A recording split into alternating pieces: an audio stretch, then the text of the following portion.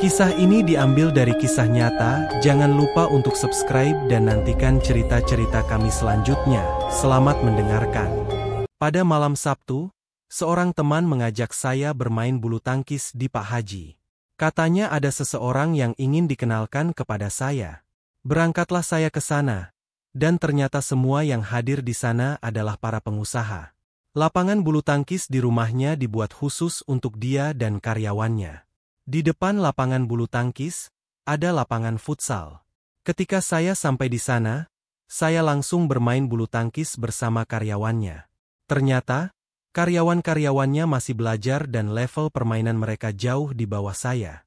Hari pertama bermain bulu tangkis dengan mereka, saya pulang membawa amplop yang diberikan Pak Haji. Saya terkejut karena isinya uang yang cukup banyak.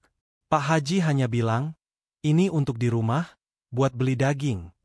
Karena penasaran, saya bertanya kepada teman tentang usaha Pak Haji Anto. Ternyata, dia menguasai seluruh bisnis galian di daerah itu. Teman saya bilang, Pak Haji itu orangnya dermawan. Uangnya kalau digelar bisa memenuhi satu ruangan. Hari berikutnya, Pak Haji menelpon saya lagi. "Ada di mana sekarang? Ke rumah ya?" Katanya. Saya pun pergi ke rumahnya. Kali ini lebih tahu arah setelah sebelumnya hanya tahu lapangan bulu tangkisnya. Pak Haji memang orang yang luar biasa. Selain kaya, dia juga sangat dermawan. Itulah awal mula pertemanan saya dengan Hajianto, seorang pengusaha sukses yang rendah hati dan suka berbagi. Setelah diberi tahu lokasi rumah Pak Haji, saya pun tiba di depan rumahnya. Wah, rumah itu bagaikan istana. Pak Haji menyuruh saya masuk dan saya memarkir motor di tempat yang telah disediakan. Setelah menunggu beberapa saat, akhirnya Pak Haji menemui saya. "Ada apa, Pak Haji?" tanyaku. "Ah, cuma mau main catur saja," jawabnya sambil tersenyum. Malam itu, saya menemani Pak Haji bermain catur. Permainan berlangsung hingga sekitar pukul 2. Tiba-tiba, Pak Haji berhenti bermain dan berkata, "Tunggu sebentar ya." Dia meninggalkan saya sebentar dan kembali sekitar 15 menit kemudian. "Maaf, tadi salat tahajud dulu," katanya. Saya kagum dengan kerajinannya. Beberapa hari kemudian, Pak Haji menelpon saya lagi. "Malam ini datang ke rumah lagi ya, kita main bulu tangkis," katanya. Saya pun datang. Sebelum bermain, Pak Haji bertanya, "Ada kegiatan apa sekarang?" "Sekarang sih lagi nggak ada kegiatan, Pak Haji," jawabku.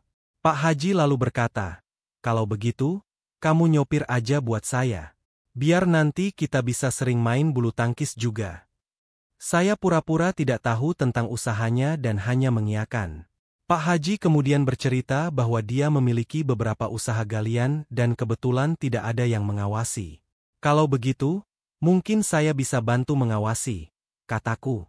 Pak Haji setuju dan berkata akan mengabariku nanti. Kami pun bermain bulu tangkis lagi. Setelah bermain, seperti biasa, karyawan-karyawan Pak Haji membeli nasi kuning dan pecel. Semua makanan dibayar oleh Pak Haji. Saat pulang, saya bercerita kepada keluarga bahwa saya mendapat tawaran kerja sebagai pengawas di usaha galian Pak Haji. Keluarga saya mendukung jika itu memang lebih baik. Pagi-pagi, saya menelpon Pak Haji untuk bertemu di kantornya. Setibanya di kantor, Pak Haji mengenalkan saya kepada semua orang di sana. "Kamu akan saya tempatkan di bagian galian," katanya. Saya merasa senang dengan tawaran tersebut, meski belum tahu detail pekerjaannya. Pak Haji berkata, "Nanti kamu akan diajari oleh Anu, dia yang akan membawa kamu ke tempat galian." Saya pun diantar ke sana dan mulai memahami pekerjaan baru saya. Tempat galian tersebut berada sekitar setengah jam dari kantor Pak Haji. Dengan penuh semangat, saya mulai bekerja sebagai pengawas di usaha galian Pak Haji. Saya merasa bersyukur atas kesempatan ini dan berharap bisa memberikan yang terbaik. Setengah jam perjalanan, akhirnya mobil tiba di lokasi galian. Saya benar-benar terkesima. Seumur-umur baru kali ini melihat galian pasir yang begitu luas. Dari atas bukit, saya melihat para pekerja kecil-kecil, ada yang menggunakan beko, dan lainnya sibuk mengangkut pasir. "Ini luas sekali, Pak," kataku kepada pengawas yang menemani. "Ya, kamu tinggal lihat saja dan catat berapa pasir yang keluar setiap harinya." Nanti bikin laporan, jawab pengawas tersebut. Hari pertama kerja, saya masih banyak belajar. Setiap hari saya ke sana, mulai terbiasa dengan aktivitas di galian tersebut. Suatu hari, terjadi sebuah insiden yang cukup mengejutkan. Truk-truk yang mengangkut pasir biasanya mengantri untuk masuk ke galian, menunggu giliran sebelum keluar lagi. Pada suatu saat, terjadi kecelakaan kecil. Seorang sopir membawa anaknya di dalam truk. Saat truk berhenti, entah kenapa tiba-tiba truk tersebut berjalan sendiri ketika sopirnya berada di depan truk. Akibatnya, sang sopir terjepit hingga kakinya hancur. Insiden tersebut membuat geger seluruh lokasi galian. Anak sopir yang selamat dibawa ke rumah sakit bersama ayahnya. Perusahaan memberikan perawatan yang terbaik hingga sembuh. Dari situ, saya mulai mendengar berbagai cerita dari pekerja lainnya. Ada bapak-bapak yang sering berbicara tentang hal-hal aneh yang terjadi di malam hari. Mereka bercerita tentang lokasi di ujung galian yang katanya berhantu. Katanya, sering ada kejadian aneh seperti batu jatuh tanpa sebab atau kecelakaan aneh yang menimpa pekerja. Ada yang pernah meninggal karena tertimpa batu besar yang muncul entah dari mana. Karena itu, area tersebut sekarang agak dihindari dan para pekerja lebih berhati-hati. Cerita tersebut menambah pemahaman saya tentang kondisi dan situasi di lokasi galian. Saya semakin waspada terhadap kemungkinan bahaya yang tak terlihat. Suatu pagi, sebelum berangkat ke lokasi, saya menemui Pak Haji untuk membicarakan hal tersebut.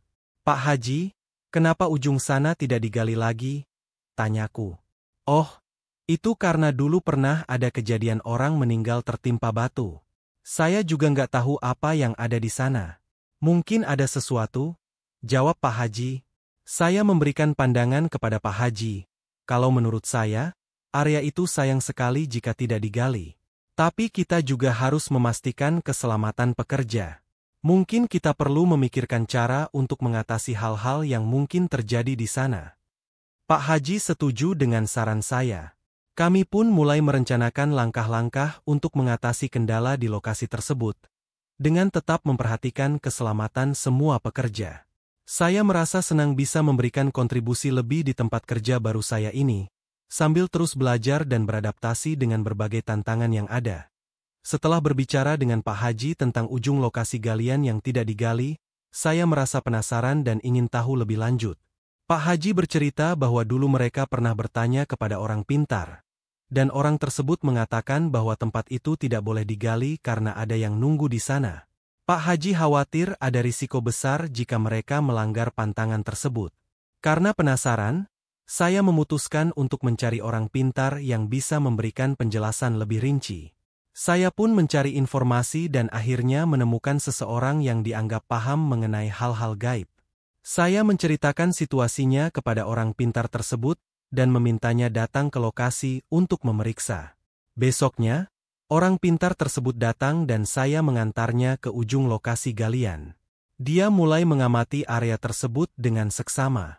Setelah beberapa saat, dia berkata, "Di sini ada daerah gaib. Tempat ini harus diritualkan dan minta izin terlebih dahulu. Jika tidak, akan ada musibah." Saya bertanya bagaimana caranya agar kami bisa menggali di sana dengan aman. Dia menjawab bahwa perlu dilakukan ritual khusus untuk mengusir atau meminta izin dari makhluk gaib yang ada di sana. Dia belum memberi detail ritualnya, hanya mengatakan bahwa itu membutuhkan biaya dan persiapan yang matang. Setelah mendengar penjelasan tersebut, saya merasa perlu mendiskusikannya dengan Pak Haji terlebih dahulu. Sore harinya, saya mampir ke rumah Pak Haji untuk berbicara. "Pak Haji, saya ingin ngobrol sedikit tentang aset kita yang ada di ujung galian. Saya peduli dengan potensi yang ada di sana," kataku. "Apa yang ingin kamu bicarakan?" tanya Pak Haji. "Saya telah mencari orang pintar yang bisa membantu kita memahami masalah di ujung galian. Dia mengatakan bahwa ada makhluk gaib yang menjaga tempat itu dan perlu dilakukan ritual untuk bisa menggali dengan aman," jelasku.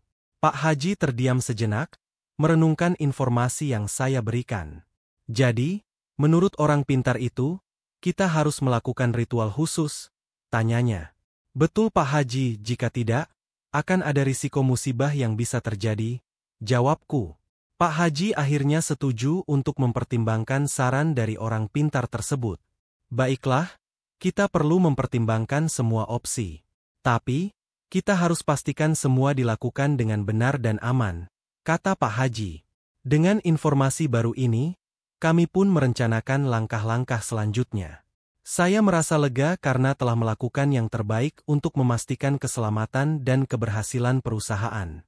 Keputusan akhir ada di tangan Pak Haji, tetapi setidaknya kami memiliki pandangan yang lebih jelas tentang apa yang harus dilakukan. Setelah mendengar penjelasan dari orang pintar tentang batas gaib yang berbeda di lokasi galian, Pak Haji tampak ragu. Namun, karena potensi besar yang dimiliki lokasi tersebut, ia memutuskan untuk tetap menggali meskipun ada risiko. Pak Haji berkata, "Sudahlah, kita gali saja. Resikonya mungkin besar, tapi kita harus maju." Beberapa hari kemudian, seorang mandor di lokasi galian mendesak untuk mulai mengambil pasir di area yang sebelumnya dilarang. "Kenapa tidak diambil? Ambil saja," katanya. Awalnya, tidak ada masalah. Pasir berhasil diambil dan dikirim dengan aman. Namun, beberapa hari kemudian, terjadi musibah yang tidak terduga. Pada hari yang tampak biasa, saat para pekerja sedang istirahat siang, tiba-tiba terjadi longsoran pasir yang mengubur beberapa pekerja di bawahnya. Suasana menjadi kacau dan panik.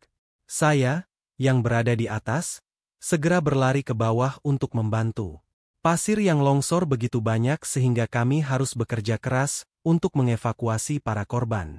Kami berusaha secepat mungkin, tetapi beberapa pekerja tidak dapat diselamatkan.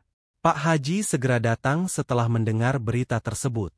"Ya Allah," katanya dengan penuh penyesalan. Dia memerintahkan untuk menyelesaikan semua urusan terkait musibah ini, termasuk mengurus keluarga korban. Pak Haji berjanji akan menanggung semua biaya, dari 7 hari hingga 40 hari pasca kejadian. Namun, beberapa keluarga korban tidak menerima dengan mudah dan menuntut tanggung jawab lebih dari Pak Haji. Beberapa hari setelah kejadian tersebut, Pak Haji memanggil saya untuk berbicara secara pribadi. "As, kemarin itu bagaimana?" tanyanya. "Saya sudah bertanya lagi ke orang pintar. Katanya, Pak Haji telah melewati batas gaib yang lain, jadi harus ada izin lagi," jawabku. "Maksudnya bagaimana?" tanya Pak Haji bingung. Orang pintar itu bilang, jika kita ingin menggali di sana dengan aman, harus ada ritual izin khusus lagi, jelasku. Pak Haji terdiam, merenungkan situasi yang semakin rumit ini.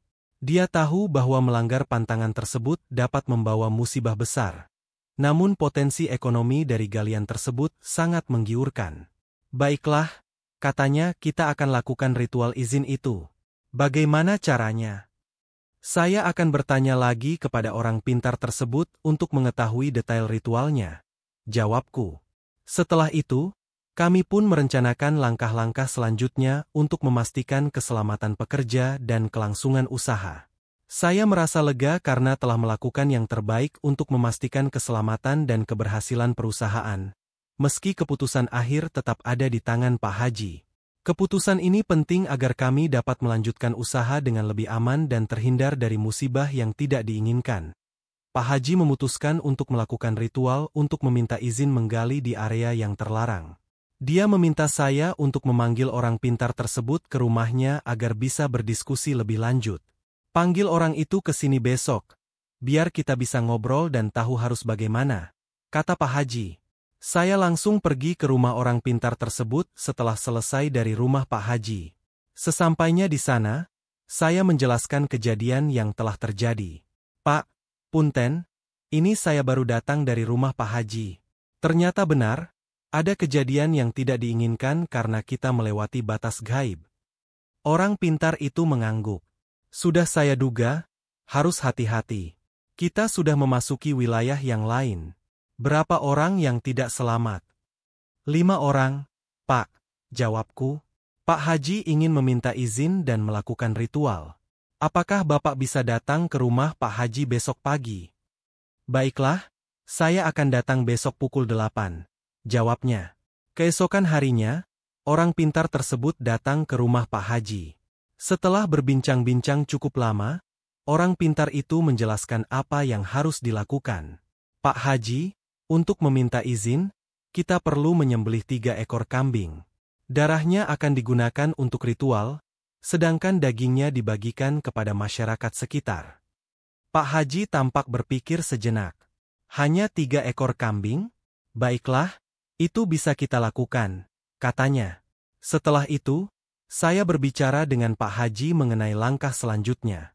Pak Haji, kita perlu menyembelih 3 ekor kambing. Ini syarat dari orang pintar untuk bisa melanjutkan penggalian dengan aman. Pak Haji sedikit ragu, kenapa harus 3 kambing? As? Apa tidak bisa kurang? Menurut orang pintar, ini adalah syarat yang harus dipenuhi untuk meminta izin dari makhluk gaib di sana, jawabku. Saat itu, seorang mandor yang ada di situ menambahkan, Pak Haji, tadi malam saya bermimpi didatangi oleh 5 roh pekerja yang meninggal. Mereka seperti meminta untuk disempurnakan. Pak Haji terdiam sejenak, tampaknya tergugah oleh cerita mandor tersebut. Baiklah, kita lakukan saja ritualnya. Semoga ini bisa membuat semuanya aman, katanya. Kami pun menyiapkan segala keperluan untuk ritual tersebut. 3 ekor kambing dibeli dan disembelih sesuai dengan petunjuk orang pintar. Darahnya digunakan untuk ritual, sedangkan dagingnya dibagikan kepada masyarakat sekitar. Setelah ritual selesai, Pak Haji merasa lega dan berharap tidak ada lagi musibah yang terjadi.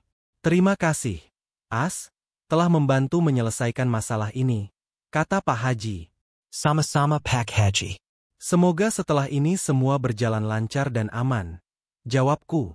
Dengan langkah-langkah ini, kami berharap bisa melanjutkan penggalian di area tersebut tanpa mengalami masalah lagi. Kejadian ini memberikan, setelah Pak Haji memutuskan untuk melaksanakan ritual, saya segera mengatur pertemuan antara Pak Haji dan orang pintar tersebut untuk merencanakan detail pelaksanaannya. Esok harinya, saya menjemput orang pintar dan membawanya ke rumah Pak Haji. Sesampainya di rumah Pak Haji, orang pintar tersebut menjelaskan dengan rinci. Pak Haji, ada kerajaan gaib di ujung lokasi galian tersebut. Ketika penggalian dilakukan tanpa izin, prajurit-prajurit gaib di sana terkena alat-alat berat kita. Ini menyebabkan musibah dan kemarahan dari makhluk gaib tersebut. Jelasnya. Pak Haji mendengarkan dengan seksama. Jadi, apa yang harus kita lakukan? Tanyanya. Kita harus melakukan ritual dengan menyembelih 3 ekor kambing. Selain itu, sebelum penyembelihan, harus ada orang yang berpuasa di tempat itu selama 3 hari. Puasa ini dilakukan sebagai bentuk permintaan maaf dan izin kepada makhluk gaib yang ada di sana. Lanjut orang pintar. Pak Haji bertanya, berapa orang yang harus berpuasa di sana? Tidak banyak, cukup 2 atau 3 orang saja. Mereka harus berpuasa di tempat tersebut selama 3 hari. Dan pada hari ketiga, baru dilakukan penyembelihan kambing, jawab orang pintar. Saya menyarankan agar mandor yang memiliki ilmu spiritual dan beberapa pekerja lainnya yang berani untuk berpuasa di sana. Setelah berdiskusi, Pak Haji setuju dan kami pun merencanakan pelaksanaannya. Hari berikutnya, saya mengabari mandor dan beberapa pekerja lainnya tentang rencana tersebut. Mereka setuju untuk menjalani puasa di lokasi galian selama 3 hari. Pada hari pertama puasa, mereka berangkat ke lokasi dan memulai ritual puasa. Hari kedua, sekitar pukul 11 malam, salah satu mandor mulai merasa takut tanpa alasan yang jelas. Dia mulai berdoa dan meminum air yang sudah diberi doa oleh orang pintar, namun, rasa takutnya tidak hilang. Tiba-tiba, mandor tersebut jatuh dan terlihat seperti kesurupan. Dia mulai berbicara dengan suara yang berbeda. Kamu mau apa di sini? Tanyanya dengan nada keras. Orang pintar yang berada di sana menjawab, Punten, kami datang untuk meminta izin agar bisa menggali di tempat ini. Kami ingin mencari nafkah dengan cara yang benar. Makhluk yang merasuki mandor itu berkata, kamu tidak bisa tanpa izin. Harus ada darah kambing 3 ekor dan puasa selama 3 hari. Orang pintar mengangguk, kami sudah menyiapkan semuanya. Kami mohon izin untuk melaksanakan ritual ini. Setelah percakapan tersebut, mandor kembali sadar dan kami melanjutkan puasa hingga hari ketiga. Pada hari ketiga, Kami menyembelih 3 ekor kambing sesuai dengan petunjuk orang pintar. Darah kambing digunakan untuk ritual, sementara dagingnya dibagikan kepada masyarakat sekitar. Setelah ritual selesai, suasana di lokasi galian terasa lebih tenang. Pak Haji berharap tidak ada lagi musibah yang terjadi. Dia mengucapkan terima kasih kepada saya dan orang pintar yang telah membantu menyelesaikan masalah ini. Terima kasih, As. Semoga setelah ini semuanya berjalan lancar dan aman, kata Pak Haji. Sama-sama Pak Haji.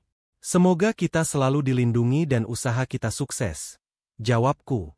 Dengan langkah-langkah ini, kami berharap bisa melanjutkan penggalian di area tersebut tanpa mengalami masalah lagi. Setelah Pak Haji setuju untuk melaksanakan ritual, kami kembali mengatur detail pelaksanaannya. Orang pintar itu memberitahu bahwa sebelum menyembelih kambing, ada syarat tambahan. Seseorang harus berpuasa dan berdiam di lokasi galian selama 3 hari untuk meminta izin dari makhluk gaib. Kami segera memilih mandor yang memiliki ilmu spiritual dan beberapa pekerja lainnya untuk menjalankan puasa di sana. Mereka setuju, meskipun dengan sedikit keraguan. Hari pertama dan kedua berjalan dengan lancar meskipun ada ketegangan. Namun, pada malam hari kedua, sekitar jam 11 malam, mandor tiba-tiba merasa takut tanpa alasan jelas. Dia mulai gemetar dan berbicara dengan suara yang berbeda. Kalian berani menggali di sini tanpa izin. Siapa saja yang mencoba akan saya tumpas, katanya sambil menunjuk-nunjuk dengan marah. Orang pintar segera mengambil air yang sudah diberi doa, memercikkannya ke mandor. Setelah beberapa saat, mandor tersebut kembali sadar dan bertanya, "Saya di mana ini?" Orang pintar menjawab dengan tenang, "Kamu tadi kerasukan. Makhluk di sini marah karena kita belum meminta izin dengan benar." Mandor bercerita bahwa dia melihat sosok-sosok berpakaian kerajaan yang memarahi dan mengancamnya. Saya dan para pekerja lainnya merasa semakin takut, tetapi kami tetap berusaha tenang. Pada hari ketiga, kami melanjutkan puasa dan menunggu waktu untuk melaksanakan ritual. Malam itu, sekitar jam 9 malam, angin tiba-tiba bertiup kencang dan membawa aroma harum. Kami mulai melihat penampakan kuda-kuda dan orang-orang yang lewat dengan pakaian kerajaan. "Bapak, apa yang terjadi?" tanyaku. "Tenang, ini hanya interaksi dengan makhluk gaib. Jangan lari, tetap di sini," jawab orang pintar. Kami duduk diam sambil memperhatikan penampakan tersebut. Rasa takut semakin kuat, tetapi orang pintar terus menenangkan kami. "Ini bagian dari proses. Kita sedang berinteraksi dengan mereka." Sekitar tengah malam, suasana mulai tenang kembali. Orang pintar berkata, "Kita sudah mendekati akhir. Sekarang, kita harus melaksanakan penyembelihan kambing." Kami segera menyembelih 3 ekor kambing dan melaksanakan ritual sesuai dengan petunjuk orang pintar. Darah kambing digunakan untuk upacara, sementara dagingnya dibagikan kepada masyarakat sekitar. Setelah ritual selesai, suasana di lokasi galian terasa lebih tenang dan damai. Pak Haji berharap tidak ada lagi musibah yang terjadi. Dia mengucapkan terima kasih kepada saya dan orang pintar yang telah membantu menyelesaikan masalah ini. "Terima kasih, As. Semoga setelah ini semuanya berjalan lancar dan aman," kata Pak Haji. "Sama-sama Pak Haji. Semoga kita selalu dilindungi dan usaha kita sukses," jawabku.